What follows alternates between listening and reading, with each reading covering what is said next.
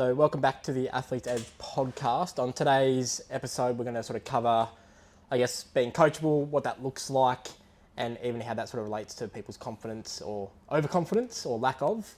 So I guess for you, you've been coaching for years and coached thousands of athletes. So what does being coachable actually look like? I think people will assume that someone that pays attention and listens is a coachable kid, and that could be true because it's a big part of it. But I think without the full definition, some parents might be shocked if they actually unpack it to go, actually, maybe my kid isn't as coachable as I think. So for me, it's someone that can listen really well. So that's the first point, because obviously if you don't hear it, you can't do the next steps. But they listen well, they then can start to understand it, and that's, we can't help with that unless there is some understanding going on, because that's a kid that even if they have to ask a follow-up question, they've heard an instruction, they've thought about it, that doesn't make sense, and then they'll ask questions. And then that's part of the information gathering, understanding it, and then there's the implementation side. So they've got to be able to listen, they've got to be able to start to understand it and unpack what's been said, and then they've got to implement what they've been asked to do, and the most coachable athletes implement that really quickly. And so of all the athletes who have come through the gym, obviously we've had several sort of drafted and move on to professional sports. Is coachability a trait that sort of separates them from the ones who maybe didn't make it? It's the biggest trait that differentiates them. Even the kids that came in and they were pretty confident, pretty successful to start with, they all have a strong desire to learn and get better, and they realise that they can't do all that themselves. So they might have other people that are sort of helping them, where maybe like it's a sport coach and a parent that can give them some guidance, and maybe a school teacher with some of the stuff at school. But when it comes to their athlete development, they've trusted us 100% with what they need to do. And you've obviously spoken to recruiters as a part of that process, and you were sort of touching on Richmond and their philosophy and how they got their 4 quadrants. So did you want to kind of touch on that? Because it is something that clubs do look for. Yeah. So so in this talk we had with Richmond, was their list manager talking about if you divide like a quadrant and you've got talent, so high talent, low talent, and then you've got attitude. So you've got poor attitude, great attitude. Your guys that are really high talent and really good attitude, everyone wants them, and there's no secret. They're your Pendleburys, like your Nick Rewalts, they're your Nick Dacos, they're your Marcus Bontempellis. Like they're the top few picks in every draft. Where it gets interesting and where lists are built and a lot of the success happens is your high talent but poor attitude. So guys that maybe get in a little bit of trouble, maybe aren't great trainers, but their talent can't be questioned. And then you've got your guys that maybe aren't as talented, but you're great trainers. And then lists need a balance of both, because if you've got your top 2-3 picks that are your really obvious ones, but then you fill your list with really high talented guys, but not great trainers, getting a little bit of mischief off the field, away from the club, you're not going to have a great culture. But if you've got a lot of the really good trainers, high attitude, high IQ people, but they're not as talented, you're not necessarily going to win a lot of the tight games against good teams, because you just don't probably have the talent to get there. So they might get the most out of themselves, but their ceiling is kind of capped. On this side, they might have a really high ceiling, but they only ever get to here because they don't have all the right behaviours to close that gap. And then the low talent, poor attitude ones just never really make it through. So I guess the message there is you can be really high talent, and with a poor attitude you don't make it, because unless you're exceptional, your attitude and your work ethic will be the thing that stops you from going further. And on the flip side, if you aren't as talented but you work really, really hard, you can still make it if there's enough talent there and your work ethic is picked up. And so where does confidence sort of link into this? Obviously, you've kind of mentioned in the past and sort of off camera, there's the confident kids who don't listen. Yep. And then there's the kids who are great listeners but just lack confidence. So what's the, differentiator? Well, if coachability and having a high level of being coachable is a trait that a lot of the successful people that we've worked with have, it's that paired with enough confidence that they're willing to put themselves out there, willing to look silly, to fail at times, and still keep learning because they understand that's part of the process. So when it comes to some kids that are really confident, the issue there is it's an ego-driven confidence, and ego will blunt development, because if you're not willing to look a little bit within and look at your flaws, then because you want to portray confidence and you don't have that sort of self-awareness, then you won't get better, because you won't listen.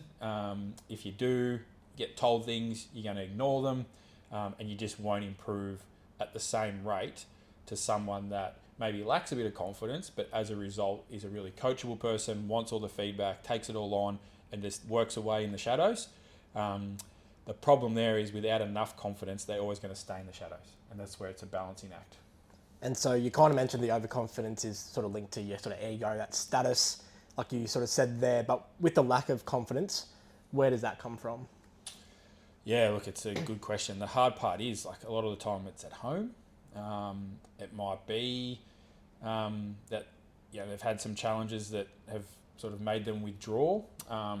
Unfortunately, a lot of the time it's overbearing parents when it comes to sport, and that's why we've sort of said before, like, I believe, and now as a parent of myself, and I'm going to experience this in the next 10 years as Geordie gets into sport, is just checking yourself to not be another coach and not be critical when it comes to sport.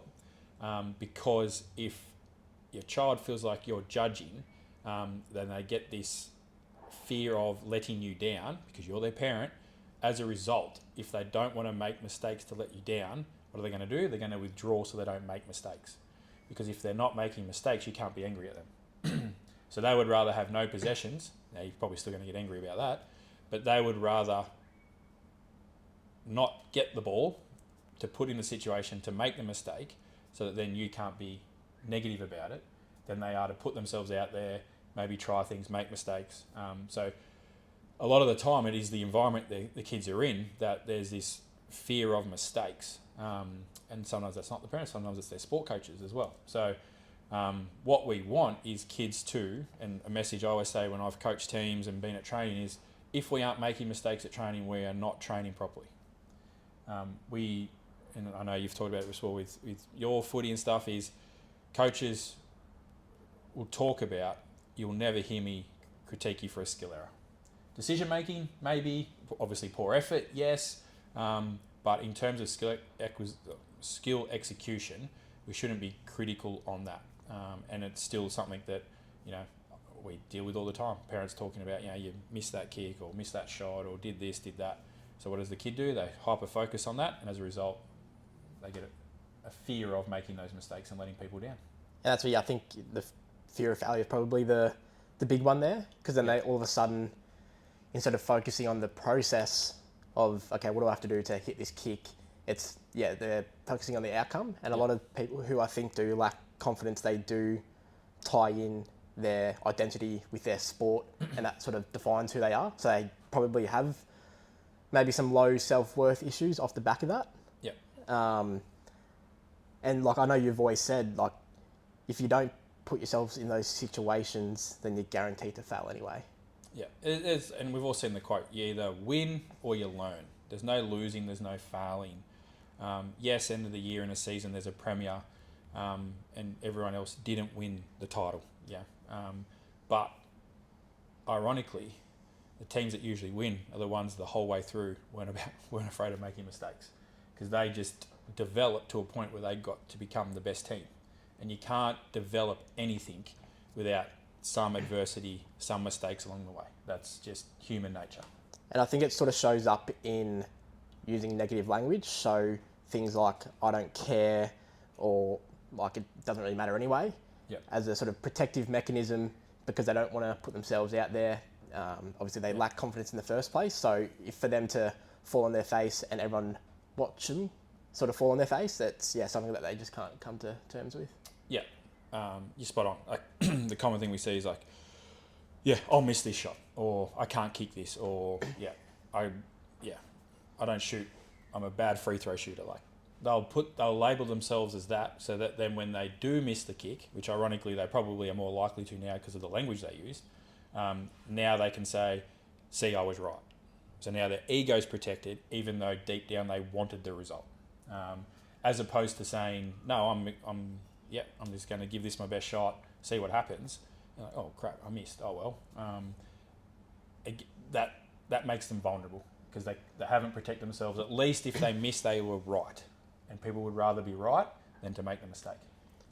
So for the sort of two end of the spectrum with the sort of overconfident and the lack of confidence, how does someone who is maybe overconfident sort of come back to the mean, and how does someone who lacks confidence kind of go back to the mean? Yeah. How do they sort of meet somewhere in the middle? Yeah, well, it's really hard. I think the overconfident person, I don't know if they ever do.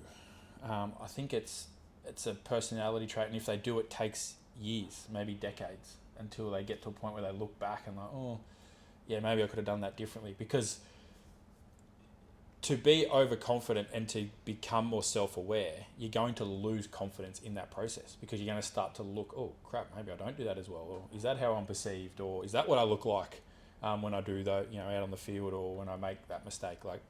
So there's got to be a level of self-awareness, which then is going to actually bring down their confidence, their self-esteem in the short term, until they can actually work through it and start to unpack it. I guess for us, we probably see that end of the spectrum, but we don't necessarily see too many of like the overconfident kids, because they probably don't reach out to us because they are overconfident. They already think they're better than they are, so they don't need us. So if you're, I guess, I think the advice for more the sort of overconfident person is more around, just make sure that yes, you know what you do well, you know what those things are, and absolutely harness them. That's your point of difference. But don't neglect your weaknesses. And the easiest way to find out what they are is to actually ask someone that's not you. Yeah. Because if you're an overconfident person, you have no weaknesses. But go and get some honest feedback from people you trust that you know will be honest with you, which should be the people that are closest to you, because if they care about you, they'll be honest. Then with that, use that information to actually be critical on yourself, and then start to work on it. Because we've all got weaknesses, we've all got flaws. So it's not the fact that you've got them that's the problem, it's the fact that you're ignoring them that's going to become a problem at some point. For the the underconfident person, that's a tough one. But you're only going to get confidence, you're only going to develop confidence by putting yourself in the situations that's going to challenge you. And that's the hardest part. It's taking the first step. So what I would say to those people is pick what is the smallest step I'm willing to take, and take it. Because once you get momentum, you can start to build confidence. And that's what changed for me. The unfortunate thing, I didn't start to learn that in my 30s, which from a sport perspective, essentially, I wasn't playing sport anymore. So when we're talking teenagers, and we've spoken it before, is I haven't gone to state tryouts for teams. I got the letter from the Bushies and I didn't go, because whether I made it or not, I don't know. But what held me back so much was the fact that I lacked confidence and I wasn't willing to put myself out there. Had I taken a small step, maybe just shown up, then who knows?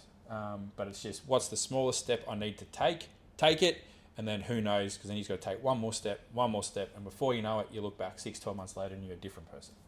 Yeah, I think to sort of, I guess, wrap up, you can sort of, if you've got any last takeaways, add on. But I think for the overconfident, it is, like you said, yes, you want to be confident in your own strengths, but you also want to have that sort of balance of awareness, seek feedback. And I was sort of saw this other video on Instagram the other day, and it was, if your first response to feedback is, yeah, but, then you're not coachable. No. So it's how do you, one, like you said at the start, it's listen, understand, implement. Yeah. Which obviously you've sort of worked with the Bushies and Brownie, and he's very good at that, giving sort of feedback and being direct. And I've sat in on meetings where kids don't listen to him, and he's like one of the best football brains I've come across, and I've been around some good footy people, even at like AFL level and stuff. Like it's you've got to trust the person you're listening from, and so if that's someone else, fine. Like, take the feedback from the person you need to, because that might be your coach at the time.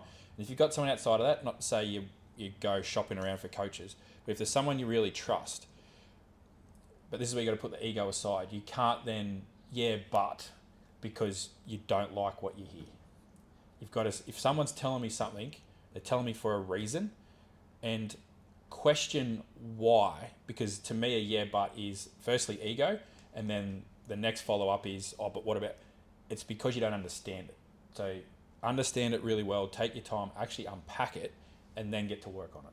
And then, with the other sort of side of the spectrum, the people who lack confidence, it's not easy to just click your fingers and develop confidence. It obviously comes from some proof, and you're putting yourself in those uncomfortable situations, which they're uncomfortable for a reason, so it's hard.